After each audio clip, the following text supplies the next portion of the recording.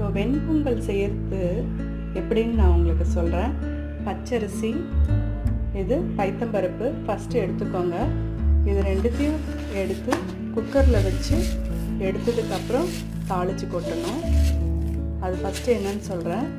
இப்போது இந்த ஆழாக்கு இருக்குது பார்த்தீங்களா, இந்த ஆழாக்கில் ஒரு அழாக்கு அரிசிக்கு பாருங்கள், ஒரு அழாக்கு அரிசிக்கு 1/4 டம்ளர் பைத்தம்பருப்பு நீங்கள் போடணும்.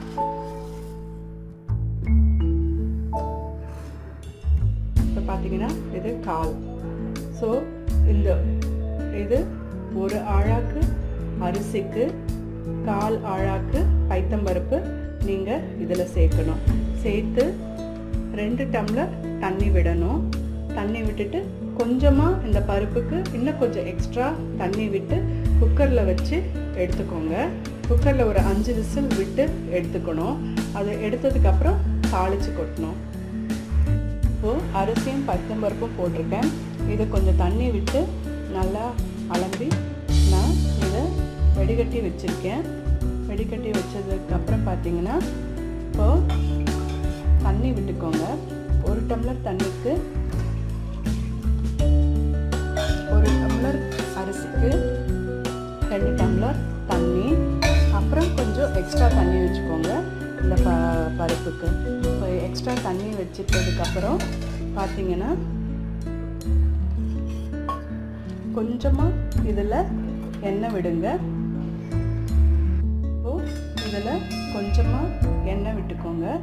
எண்ணெய் விட்டுக்கிட்டிங்கன்னா கொஞ்சம் நல்லா வேகும், உங்களுக்கு மசியறதுக்கு கொஞ்சம் ஈஸியாக இருக்கும். இது ஒரு நல்ல க்ளூ உங்களுக்கு. இப்போது மூடி போட்டு இதை ஒரு 5 விசில் நீங்கள் விடணும். 5 விசில் விட்டதும் நீங்கள் எடுத்து தாளித்து நெய் விட்டு தாளித்து ரெடி பண்ணிக்கலாம். இப்போ பார்த்தீங்கன்னா பொங்கல் இந்த மாதிரி வெந்திருக்கும். இதை கொஞ்சம் கெட்டியாக இருந்ததுன்னா கொஞ்சம் தண்ணி விட்டு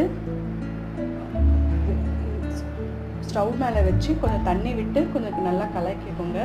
இப்போது இது தாளித்து கொட்டுறதுக்கு என்ன வேணும்னா ஒரு பாத்திரத்தில் நெய் ஒரு 3-4 ஸ்பூன் போட்டுக்கோங்க. ஸ்பூன் போட்டுட்டு ஃபஸ்ட்டு ஜீரகம் போட்டிருக்கேன், அப்புறம் இது போட்டிருக்கேன், மிளகு போட்டிருக்கேன். மிளகு போட்டுட்டு கொஞ்சமாக பெருங்காயம் தூள் தூவிக்கோங்க.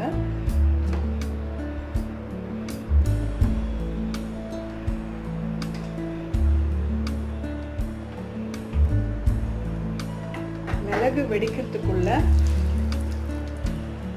இந்த தாளித்து யூஸ் பண்ணதை இதில் விட்டுக்கோங்க. வேணும்னா நீங்கள் கருவேப்பிலையும் போட்டுக்கலாம். இப்போது இதை நல்லா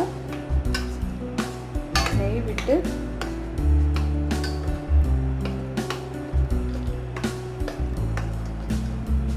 இதை நல்லா கலரிட்டிங்கன்னா உங்களுக்கு சுவையான வெண்பொங்கல் ரெடி.